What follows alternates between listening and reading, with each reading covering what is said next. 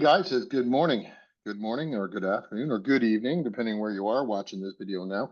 I'm Patrick Johnston. I'm the co-owner of Go Dominican Life, your real estate company right here in Republica Dominicana.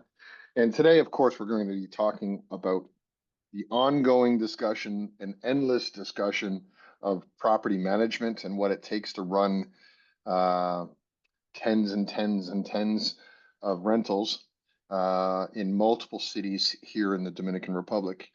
So with me on the line today, we have Peter Noel. Peter, of course, runs our digital platforms for our systems and property management, rentals and management.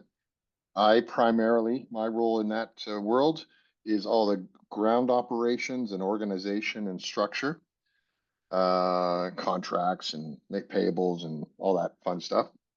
But together, we run a team of around 20, I think 25 or 27 people throughout the DR, on all facets of the company. So I think today's video is an easy one to talk about, or it's the one that this video will be played the most, and it's called Why Choose Us.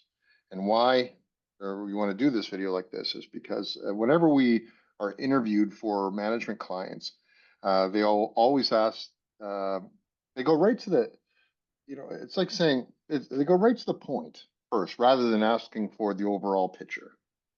So I'll say it like this. Can you imagine going on a date and saying, are we going to have sex at the end of the date?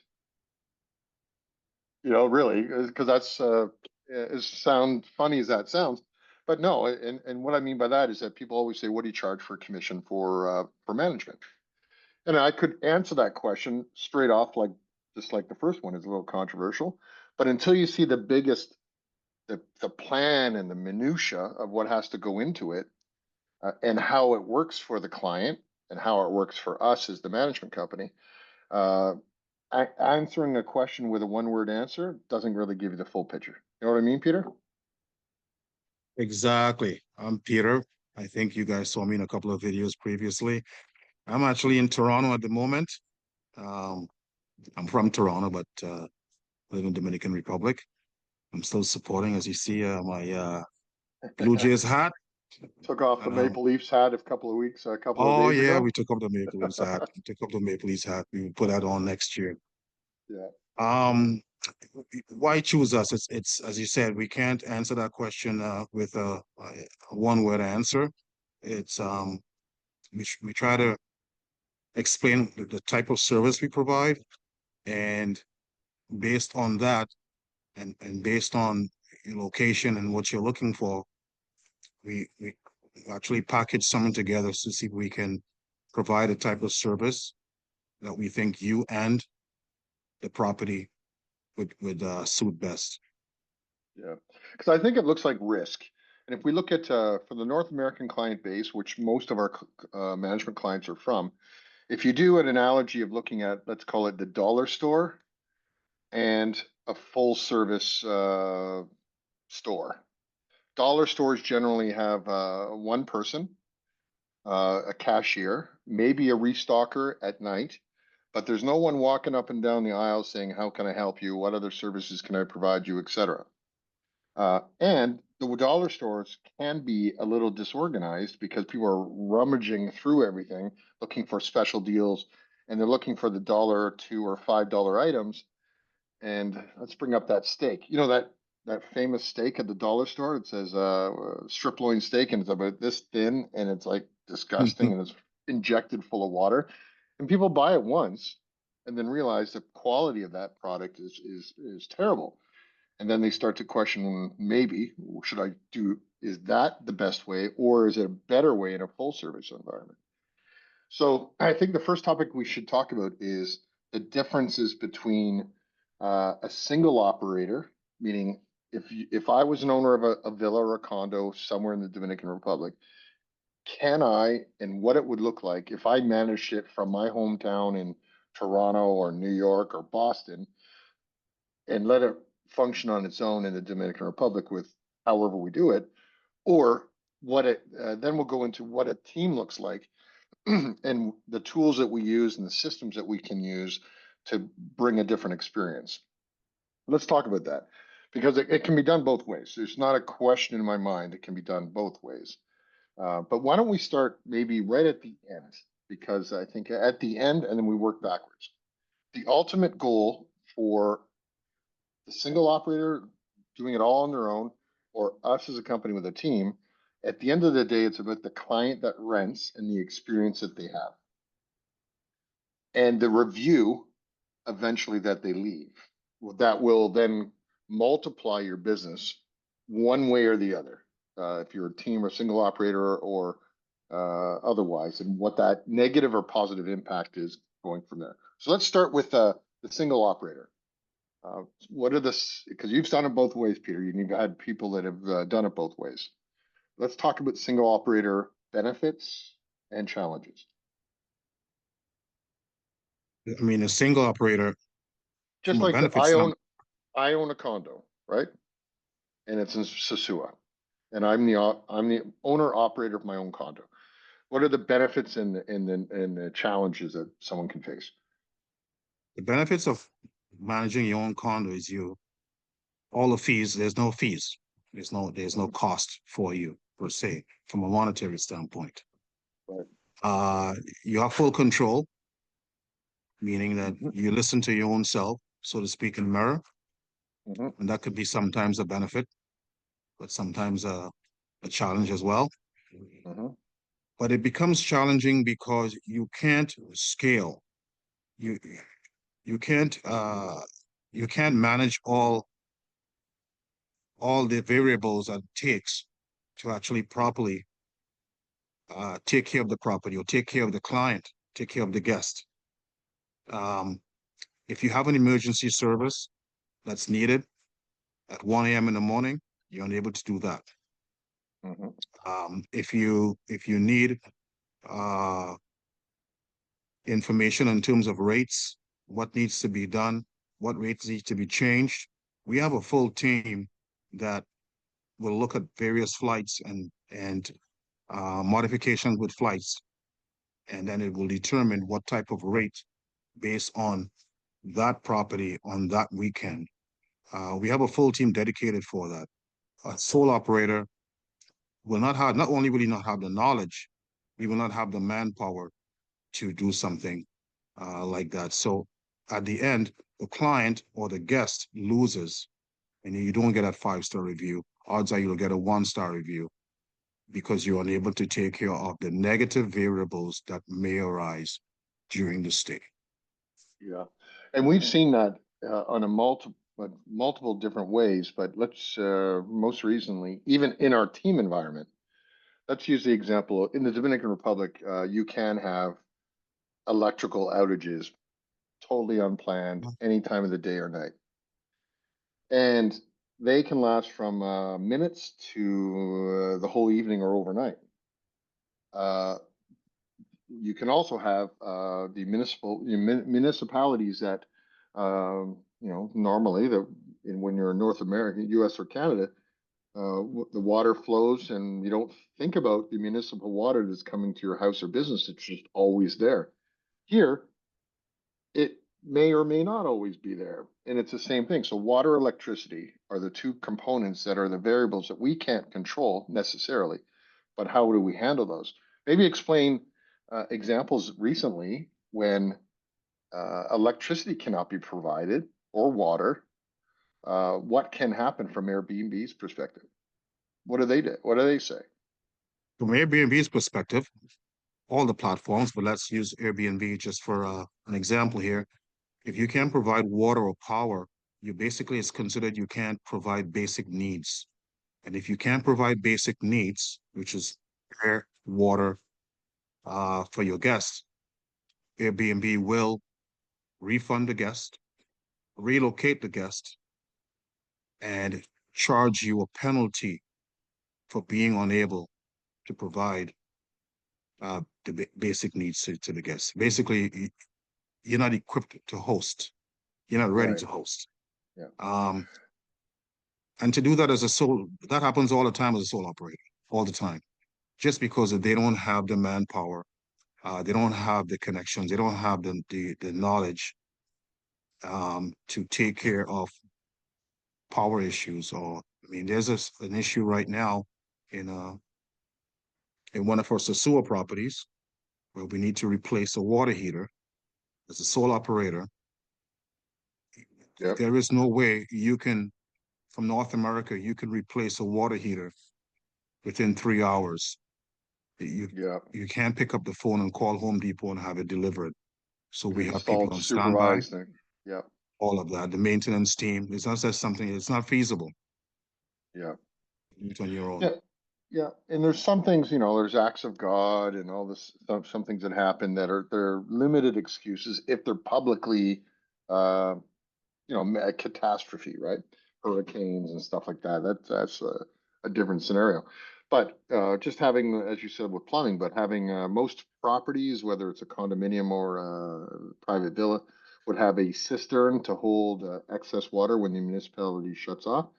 And it's the ability to order water trucks and have them on standby. And as a company, we can there's times that we've ordered 10 or 15 trucks of water in a single day, depending on the situation. And water runs like 1,500 pesos, 1,700 pesos per truck, which is about 30 or $35 or $40 a Mhm.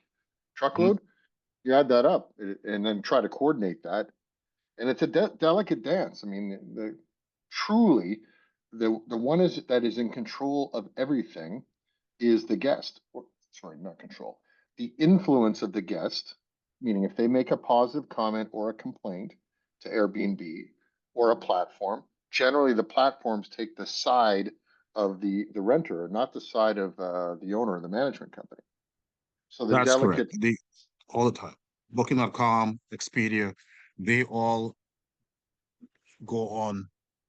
The guest needs to be taken care of. yeah, It's because the primary focus on this type of business is customer service. It's yeah. it's it's customer service first, not housing first. It's customer service. So the ability for the individual owner, operator, no matter where they are in the world, or us as a team, it's all about speed, speed, speed, and can you provide the services or the replacement service and provide that or prove that both to the end user, the renter, and Airbnb, so they don't penalize you, right? Hmm. Talk about the situation where like the strike system with any of these platforms, uh, and how major or minor the strikes can be when to really delist you without the ability to really negotiate. Talk about that. They're quite strict, as I was saying. If they deem that you're unable to provide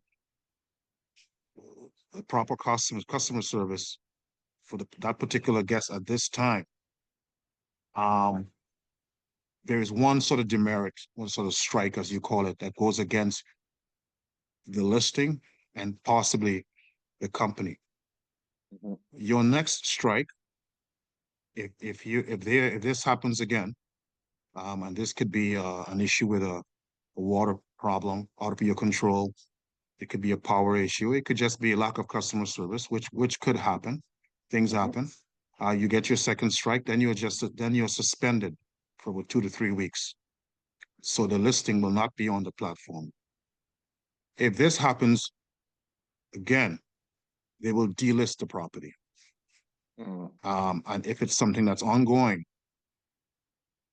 they will delist the entire company, meaning the company will no longer be able to list on that particular platform. It could be Airbnb, Booking.com, or Expedia. They all pretty much follow stringent rules. Yeah. It's really customer focused. And in order to provide that customer service, you need manpower, you need Mhm. knowledge, and because you need to be efficient. You need to provide Yeah. that pristine customer service that the platforms require. One of our clauses in our contract, as you know, Peter, the we have a like a limited power of attorney, which generally means that if we have to do something for $100 or less at any time of the day or night, and it's deemed an emergency or essential, and we cannot reach the owner for whatever reason, time zone, sleeping 3 in the morning, or they're on vacation, whatever the case is, um, we're gonna take action on it and to correct the situation. Now, some owners may say, well, you're going to just go into my wallet and spend our money. But there's too many things that impact that. And it's not about the money at that point. It's about the guest experience, keeping good reviews on, keeping a good reviews on the system of Airbnb. Plus, uh, we don't want to get banned or blocked or Right. flagged or whatever, strike, all those words. And we want to continue to move forward.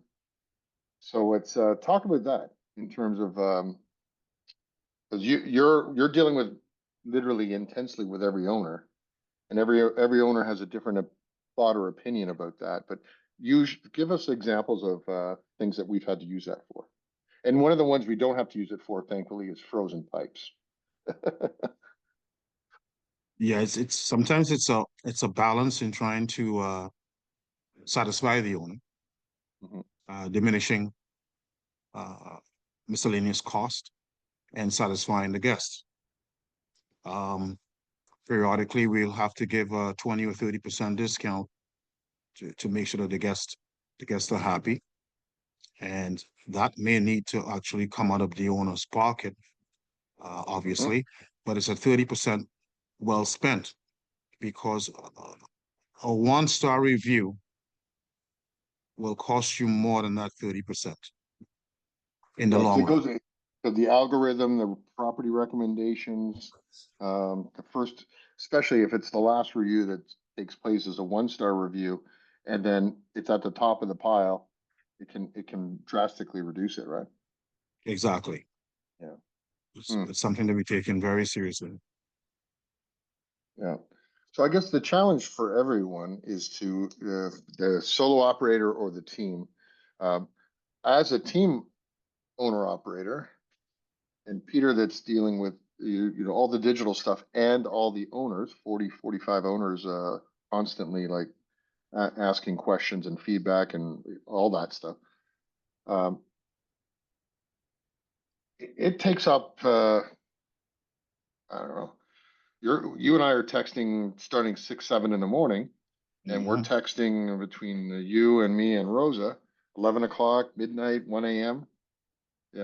Still with the systems that we provide. So imagine, I can only imagine what it would be like, or the fear of it, or the completely feeling of being out of control, trying to manage an asset 3, 4 thousand miles or kilometers away from you, and having no idea if your front door is locked, unlocked, if your pool's clean or not, and all those systems, and who's dipping into your pocket, who's sending you fake receipts, who are you sending money to. The whole thing can go on and on because we've seen it all, and we're physically here, Mhm. and we've seen it. So it's the general rule that we've always said here is like check on everything at least 17 times to verify that it's working. Otherwise, we know the chance of breakdown or the chance of success by saying, "Can you do this, please?" and you trust that person, and it actually gets done. I mean, I don't think that ever happens with any form of reality. And it's more than just trying to do it on your own. When you're choosing an operator, whether you choose us, we hope you choose us, whether you choose us or not, Mhm. ask the pertinent questions. Choose an operator that is solely dedicated to property management and or sales. That's what they do. Some of the operators, if you ask them what other business are you involved in, they'll tell you, oh, I own a restaurant. I'm a barber. I'm a surfer. Yes, And I'm we've off on had this. Sundays. Yeah. Yeah, and I get drunk and I'm hungover on Saturday morning, so I don't answer my phone until 12. We are dedicated. This is all we do. This Yeah. is it. We don't have any other job. Everyone on this team, if someone tells you they're in marketing, or they're photographer, or like us, I'm in the digital side of the revenue side of the business. This is all we do. We're not hungover on Saturday mornings. We don't own a restaurant. We surf leisurely. So Yep. it's something that we are dedicated to. This is the job. So if you're speaking to another company, another operator, and this is a sideline business and they're moonlighting, no. Outside of not doing it yourself, also don't choose an operator like that. It's like you being Yeah. in the United States or Canada and you pick a real estate agent who's also a bus driver. You wouldn't do that. So Yeah. do the same. Do the same Yeah. here. Yeah. Choose an operator that actually that's what they do for a living. Yeah. And that essentially that's how you and I met a few years ago now. Mm-hmm. Peter, you came in as a lead inquiry looking to relocate to the DR and look to buy a house or whatever, or da da da da da. And then you were referred over to me because we were starting our management side. Mm-hmm. And, I'm here and I know all the management stuff because I had 3,400 rental units that I owned in Canada. It's crazy stuff, 89 buildings, and never want to do full time that again after 20 years plus of that. Moving into a new, the permanent renters, right? Moving into the what we're scaling now is of course the short-term business, which is a totally different business. But I did not have the experience of running the digital systems, so that's why you and I came together to form the company and to make this part of the action plan. And other than the occasional time that I would say to you, "Hey, for the rates of the hotel we own together with uh, my business partner, I own the hotel here in Las Terrenas." Every once in a while, I chirp in and say, "I'm disappointed in the rate on a Monday or Tuesday night," you know, Mhm. so I can act like an owner. Right. But normally, I just really trust and know thoroughly that you know the systems and the rates because you have all the tools on your end, and I can see the reservations are flying in. So I become a bit more comfortable with that process.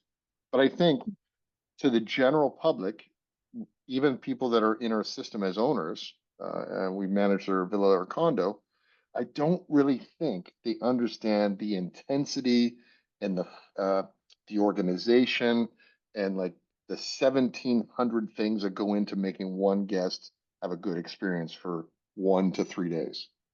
Like I don't think anybody No. realizes like it's a bucket full of nuts and bolts, and you only see the red bucket on the outside. But inside of that bucket is full of stories that we can't really share because it's just not. It's No, like they mind don't. blowing.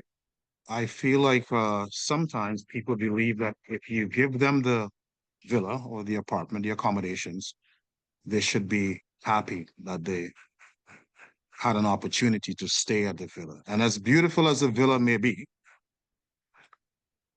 it's an experience they're looking for. So, meaning the experience from the key pickup to getting to the villa to showing them around. It's also the exit. How did they leave?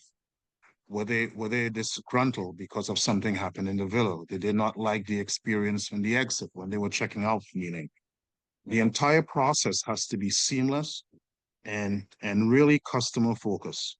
It's not just a roof over your head. And that's one of the downsides again of either the sole operator, because they're saying under the impression that this guest is staying in my villa, so he should be fine. Or an operator who is not solely focused on customer service because they don't have the team in order to be efficient to provide that type of service. So again, it's one of those back to the question of when choosing a property management company, choose someone who has a team, not someone who is alone, because it Yeah, cannot be yeah. done single. No, no, we've seen it. We've seen it so many times. We've even seen management companies here that are a solo operator management company on the ground here. Let's just say me, and I manage 6 different villas or condos. I'm not big enough to have a full-time electrician, plumber, maintenance guy, my own full-time cleaning staff, my dedicated hosts, a lawyer on team, an architect. And why do you need an architect? No, all of these people take a larger scaling system to provide those services are available 24 hours a day, 365 days a year. Um, so a lot of those solo operator management companies that are here in the Dominican, then have everyone hopefully outsourced, but those outsourced people are not dedicated to one person. So they can have their own shit show happening with their 16 other clients that they work with as the plumber, and they're just going to go with whoever gives them the most business, per se, right? Of course, if you have an issue with a property in Dominican Republic and you don't have a plumber, an electrician, a painter, a handyman, or any pool person, a gardener, if you don't have all of those on staff and you're hoping to outsource that, that's the beginning of the end, because you cannot get the commitment of the plumber if you have an emergency at 1 a.m. And for obvious reasons, he works. He doesn't just work for you; he works for others. And the odds on him, you don't have a 24-hour service situation like you do in North America. So the odds on that plumber coming to take care of that emergency is quite slim. We Yeah, have all of yeah. the above on staff. In the event there's an emergency, we have a plumber on staff, we have an electrician, we have a painter, we have a pool person, a gardener, maintenance team, and a handyman. Oh, So plus 12 or 14 housekeepers. And in each zone, Sosua, which covers Sosua, Puerto Plata, Cabarete, and here in Las Terrenas, which covers Las Terrenas generally speaking, and the little outlining areas, full-time lady that purely does laundry 12 hours a day. And, you know, some of the videos that we share internally is that, um, when you're into this business and you're really thinking about it all the time, you start to watch other management videos to look at how do you scale to the next level. And I was watching the MGM Grand Hotel in Las Vegas, their laundry system, because it's a 5,000 room hotel. And they have two tractor trailers that just rotate every, 4 or 5 hours from the hotel to a separate commercial building in an industrial center that has a Walmart size facility just to do laundry. Now, we're not there. However, on Monday mornings after like a weekend, the piles of laundry, we have what about the 10, 12 sets of washers and dryers. And then that goes into another thing, which I want to say this, which brings up the point of trying to find standardizations, especially when you get to scale. We've talked about the labor side of it, the plumber, electrician, painter, housekeepers, administrators, the digital reservation, controlling the bus, payables, and all that stuff. But just look at it from a point of view of sheets and towels, the bare minimum. When we first started, we worked with everybody's individual owners' personal choices of sheets and towels. The pink towel with the red stripe, the blue towel with the white stripe, the cream color sheet that with the frills on the side, you know, and what we determined after 1 year of operation, when you're trying to scale that and you involve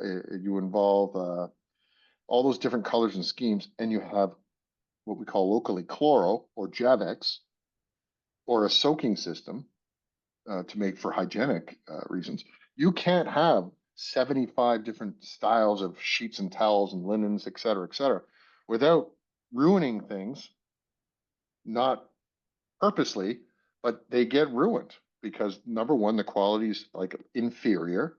It's like a residential thing, maximum, or the thickness of the towels, or again, the colors and stripes. So we decided, remember that in the first year, we said, this is nuts. We have to be like every other hotel in the world that has white sheets, white towels, bath towels, face cloths, hand towels, etc., and dark blue thick pool towels that hide beach sand and grass stains during a stay. But then everything goes through a soaking system when it comes back, so that we know how to fold the fitted. We don't have fitted sheets. We have regular sheets that they can stack and they're easy to wash, and they're commercial hotel grade. And when we had to advise our clients that year that, hey, guess what? We don't want to use your towels anymore, and here's why. We had a few that were, questioning the opinions of us, but meanwhile, we were refunding them for like dropping a bit of Javex on their blue towel with white stripes. It was impossible to manage. And from our point of view, as an investment, we spent at least now $8,000 to $10,000 American for 40 to 50 villas, but we have at least two or three of each sheet towel, hand towel, face cloth, beach towel per bedroom or per bed in the whole system, plus the hotel. Just to get a streamlined system that will make it easier for our soaking delivery and not screwing up, putting a bit of a chloro or Javex on someone's sheet and towel. And beyond all of that, if it goes missing or it's broken or ruined, it's not the client's fault. It's our internal thing.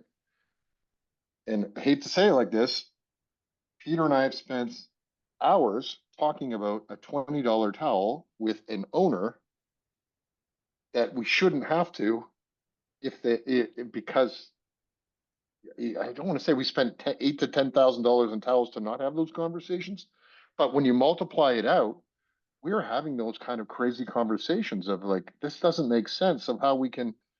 We're talking about a $20 towel that is probably 15 years old and has sentimental value.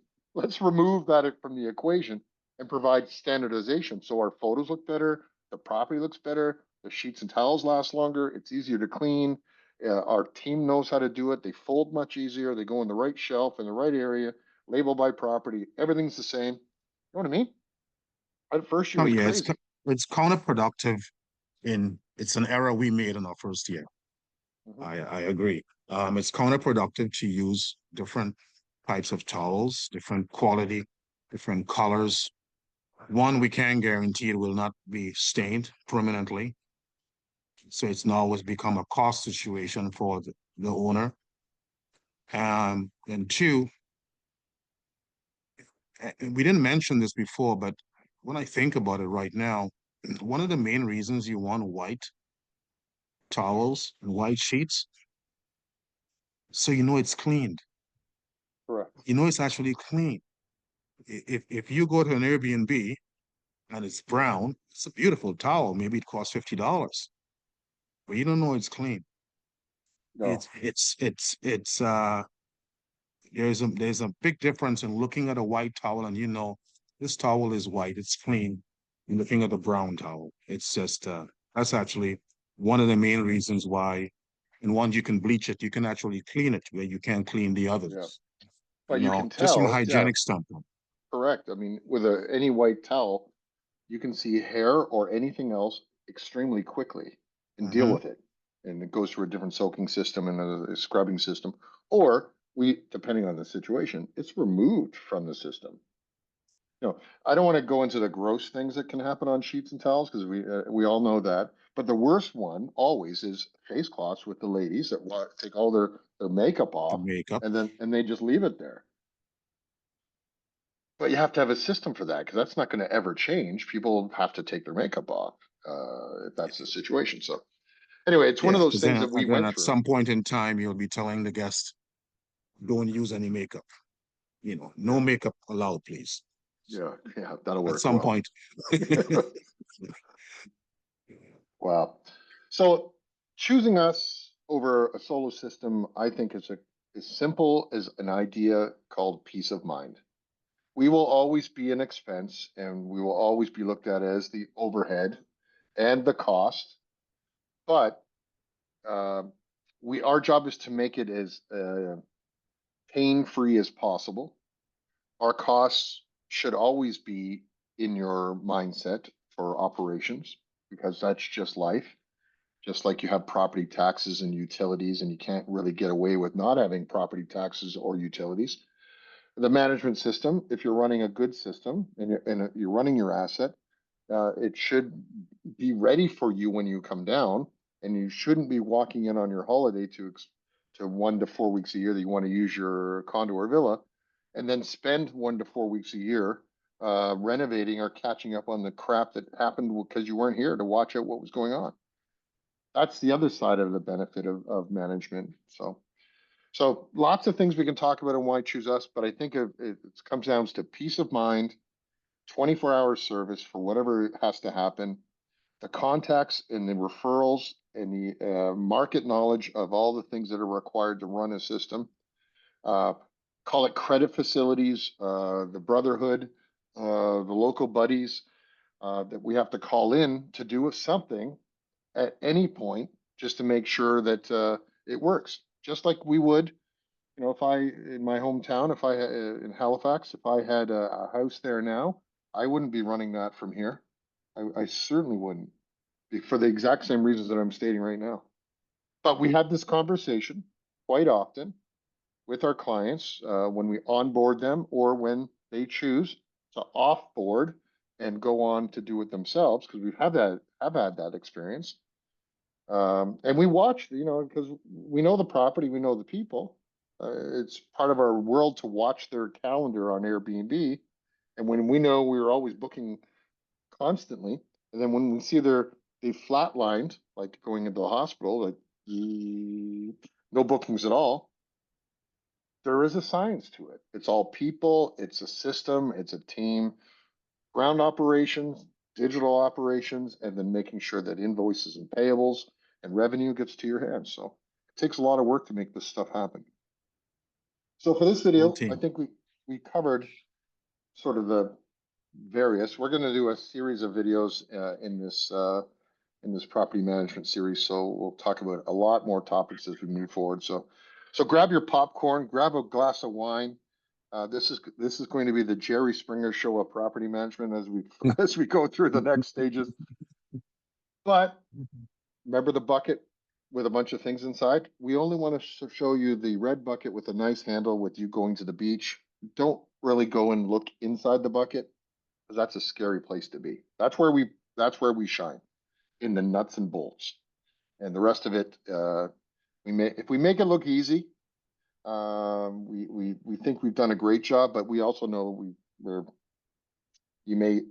owners may think that we sit around and drink rum and cokes at the beach and surf or whatever those other things excuses were. All right, so for now, you know how to reach us if you want to have a personal interview about your property. If your current manager is not doing what we've talked about here, or you're a solo operator and you think, I better upgrade and understand how this can benefit us. My WhatsApp number is right here at 829-525-1782, 6 a.m. to 11 p.m. Monday to Saturday, and Sunday, generally speaking, I'm either sleeping or at the beach, most likely sleeping, because it is an intense business. So Peter, any final words on this video? Look at us as your insurance policy, your eyes and ears on your property. If you make an investment of $300,000 or whatever the dollar amount is, you need a trusted team to take care of that investment. Don't just leave the investment by the wayside based on how you choose. Right. Don't be at the dollar store with that thin, cheap, bad steak. All right. So have fun. Guys, we'll talk to you later. Adios from the beach. Thank you.